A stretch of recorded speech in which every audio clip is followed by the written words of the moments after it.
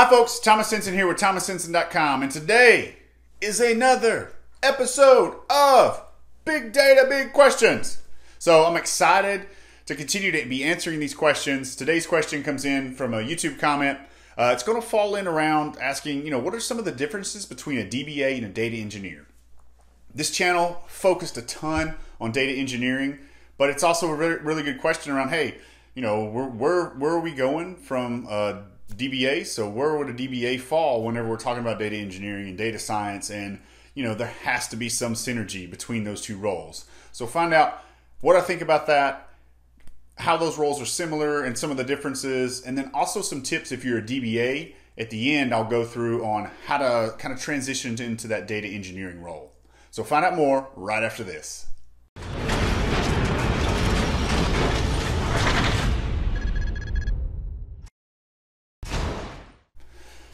So welcome back. Before we jump into the question, I did want to thank everyone that's watching this video, everyone that submitted a question. I'm getting through the questions. The outpouring of questions and the number that I've been getting here recently has just continued to skyrocket. So if I have not gotten to your question, be patient. I'm working my way through them. Just a one-person shot for today, but I really love the interaction. I love trying to answer a lot of the questions that everybody brings in. Everybody's kind of bringing in a different perspective. So we've had all kinds of different questions, and that's kind of queued up some interviews and some other things that we've started doing on this channel as well. So thanks again. If you have any questions, go ahead and put them in the comment section here below, or I'll tell you a little bit more at the end on how to connect with me and how to be able to ask those questions. So today's question comes in from a YouTube user in the comment section here. On one of my previous videos, it says, does the DBA fall under data engineering? So that's a very good question. If you think about it, traditionally for a long time, right, the DBAs have been the gatekeepers and the people who, especially in the late 90s, have been involved in data and understanding, okay, the company's, most valued resources or, any kind of transactional data or anything that's going on that's digitized. They've been those gatekeepers, right? They've been the one that's keeping the lights on as far as from a data perspective. Starting to change a little bit, right, when we start talking about distributed systems and, when data scientists got involved and some other pieces. But where do they really fall in when we talk about data engineering? And so talked a good bit in the past around data engineer. So if you think about data engineer, I like to say 50% of their job is systems engineer and 50% of their job is a big data developer.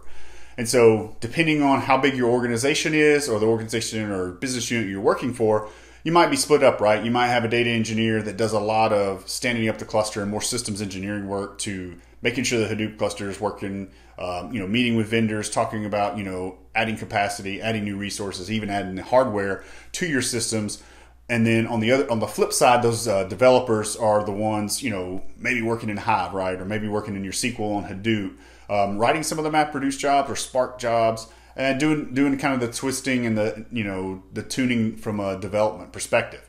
And so that's it's a big kind of pool of work that we kind of use to describe the data engineer, but not every one of them is going to have the same job skill, right? It's just going to depend on the organization and where you fall into in that business unit, or how big the shop is, right? How many people are on your team. If there's just one data engineer, then you're probably doing all of the above, right? And working with your data science team and your data visualization specialist. But so what are some of those skills that the data engineer has? So I have a good background, somewhat in SQL programming, probably picked up some Java or Python development or Scala or some of the higher level languages that are used in big data. Also, probably have a good background in Linux and understand, because most of everything that we're talking about and most of everything that's running in these distributed environments is running on some kind of Linux flavor, whether it be Red Hat, Ubuntu, or any of the other big distributed platforms out there that's running on Linux right there. So those are the skills for the data engineer. So what is your DBA? So your DBA, they have a lot of SQL skills, right? They need to be able to make sure that they can, run SQL queries. They can optimize queries so that they run faster. They also probably have a little bit of background in Linux too, right? They probably understand, can do some things from the command line and do those pieces.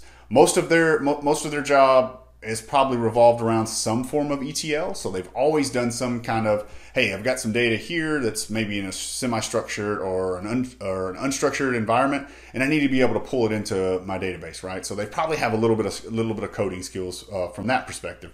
So being able to do ETL, really good, because that's kind of one of the roles if you really think about a data engineer and what they do from an ELT perspective. That's really a good opportunity for them. So taking these two skills, there's a lot of similarities to it, right? So if you're looking at it from a traditional environment, though, your DBA is not really your data engineer unless it's, like I said, a small organization and you're just starting to do Hadoop. So your DBA or your systems administrator, those are prime roles that might roll into some kind of data engineer, especially in organizations that are new, right? So if you're really good, at the descriptive analytics, and you've got maybe even a enterprise data warehouse, and you're starting to evolve into looking at, setting up a Hadoop cluster or setting up, some kind of distributed environment for all your data, then a DBA is going to be able to fall into that role pretty quickly.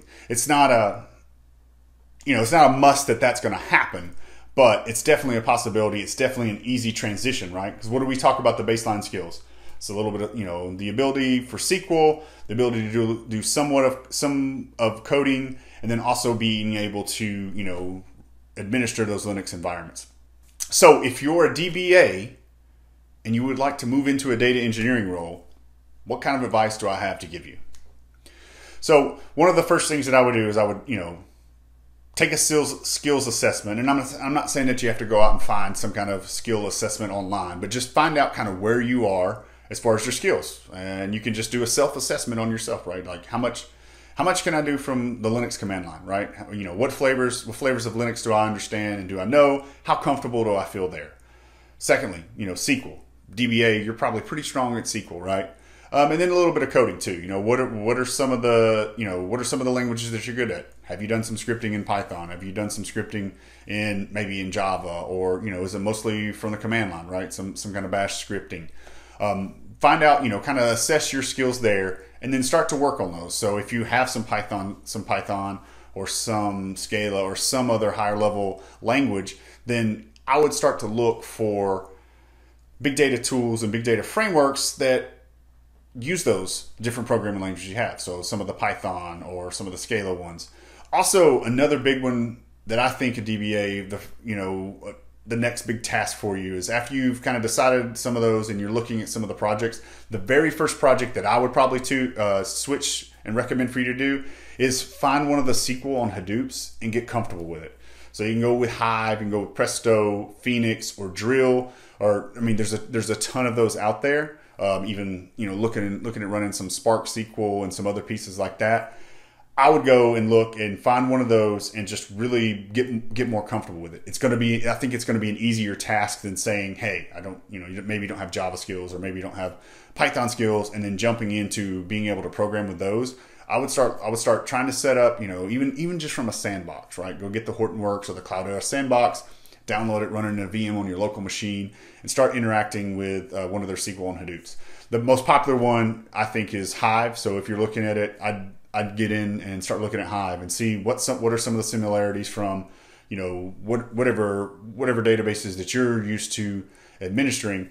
Look at some of the comparisons, start to get comfortable with that. That's really going to open some doors for you and give you the opportunity to be able to do that. So that's all I have today for the question around DBAs and where they fall in data engineers, or thinking of what a DBA is versus a data engineer. If you have any questions, put them in the comment section here below. Make sure you subscribe to the channel so that you never miss an episode. If you want to ask a question and you don't want to put it in the comment section here below, you can go to thomashenson.com/big questions. I will answer the question. It'll come as a private email on here, and I'll read it on the show and I'll answer it the best I can. Also, you can find me on Twitter. So find me on Twitter. You just use the hashtag #BigDataBigQuestions, and I'll pull those questions from there. Any way that you can get those questions to me, I'll answer them for you. I want to thank everyone again for watching the video and being part of this community, and continue to make more videos. See you again.